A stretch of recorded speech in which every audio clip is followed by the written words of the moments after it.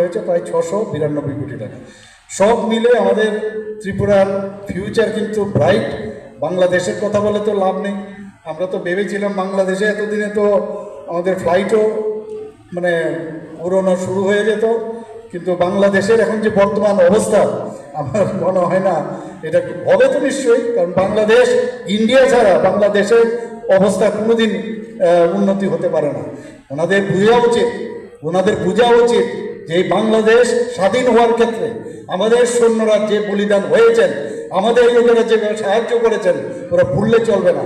আমি বারবার ওনাদেরকে বলবো যে আপনারা একবার স্মরণ করুন, এই বিশেষ করে ত্রিপুরার মানুষ যেভাবে ওনাদেরকে স্বাধীনতা পাওয়ার ক্ষেত্রে যে সাহায্য করেছে, আমরা নিজেরা সাহায্য করেছি সবভাবে সর্বতভাবে, তা ভুলে গেলে হবে না। এখন স্বাধীন 2-3বার হয় আমার জানা নেই, এবার নাকি নতুন স্বাধীনতা ওরা পেয়েছে, তো আমি জানি না এটা ফিরে আসবে। এইভাবে চলতে পারে না যেভাবে ওদের বাংলাদেশে চলছে।